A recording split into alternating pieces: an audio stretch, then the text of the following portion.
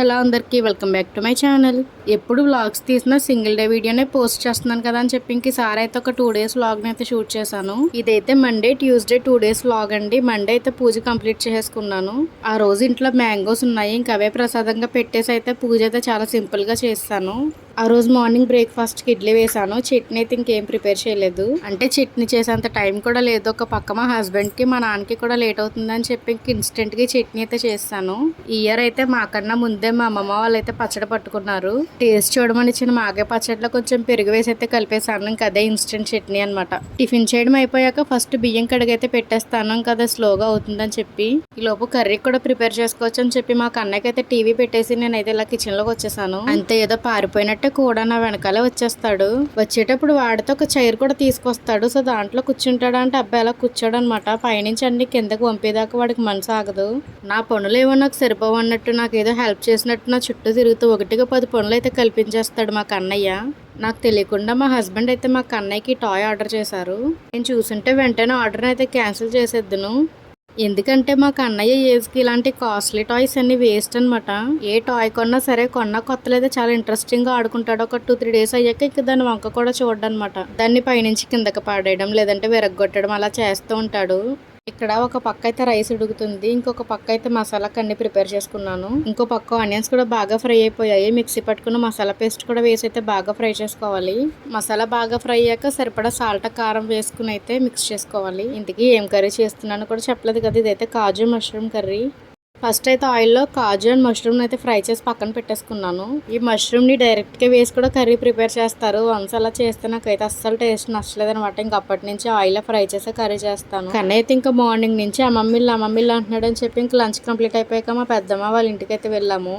ఇక్కడైతే evening snacks కి అరటికాయలు అయితే ఉన్నాయని చెప్పి ఇంకా వాటితో బజ్జీ అయితే వేసాను.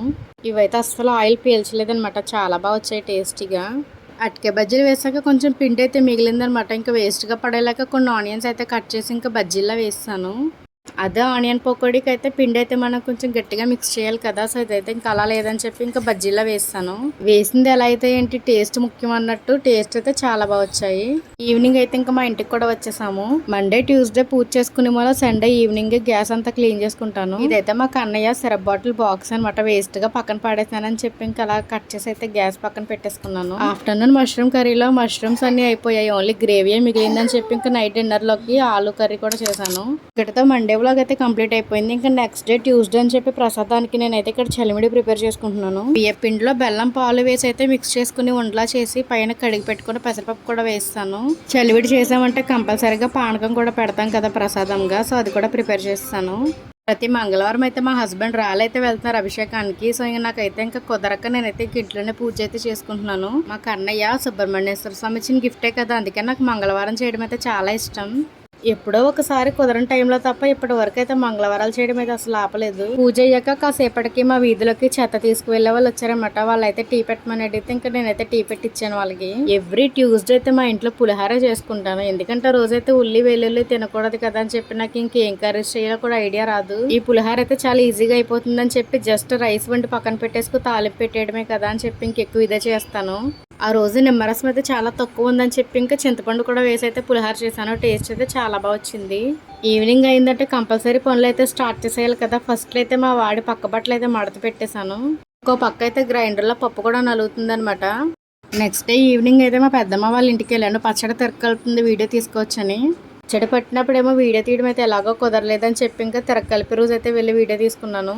ఇక్కడ మా అమ్మ అయితే ఒక పక్క వెల్లుల్ని అయితే ఫ్రై చేసి తీసుకొచ్చింది అందులో మిక్స్ చేయడానికి. ఇప్పుడు వీడియోలో చూపిస్తుంది అయితే మాగాయ పచ్చడి అనమాట. అన్ని కరెక్ట్గా సరిపోయి టేస్ట్ అయితే చాలా బాగుంది. ఈ ఆవకాయ ముక్కలు అయితే కొన్ని ఎక్స్ట్రాగా తీసుకున్నారు మళ్ళీ కలపచ్చు అని చెప్పేసి. సమ్మర్ సీజన్ వచ్చేసింది అంటే పచ్చడి అయితే కంపల్సరీ కదా. ఇయర్ అయితే ఆవకాయ మాగాయ అల్లం పచ్చడి అయితే పట్టుకున్నాము. టమాటా పచ్చడి అయితే మొన్న ఎప్పుడో పట్టుకున్నాం కదా, వీడియోతో ఆల్రెడీ అప్లోడ్ చేస్తాను. ప్రజెంట్ అయితే ఇంక ఇవే పచ్చళ్ళు అయితే పట్టుకున్నాము. నెక్స్ట్ అయినా పడతారేమో మరి తెలీదు. ఇక్కడ మా పెద్దమ్మ అయితే పచ్చడి అంతా కలిపాక అందరికి పెట్టి అయితే టేస్ట్ చూడమంటుంది. అలా టేస్ట్ చూసి చెప్తే గానీ పట్టిన సాటిస్ఫాక్షన్ ఉండదు అనమాట వాళ్ళకి. మా కన్నయ్య అయితే నేను కూడా టేస్ట్ చూసేస్తానని చెప్పి అయితే వచ్చేసాడు. ఇంటికి వచ్చాక ఇంకా రోజైతే ట్యూస్డే కదా టిఫిన్స్ అని చెప్పేసి నేను రాగానే ఫస్ట్ అయితే చట్నీ ప్రిపేర్ చేస్తున్నాను. శనగపప్పు టమాటో చట్నీకి అన్ని ఫ్రై చేసి అయితే చల్లారలోపు ఇంకో పక్క అయితే మినపట్టు కూడా వేసేసాను. ఆ రోజు మాకు అన్నయ్య ఎందుకు చాలా సిక్ అయిపోయాడు. ఇంకా ఎర్లీగా పడుకున్నాడు అనమాట నైట్ ఏం తినకుండా.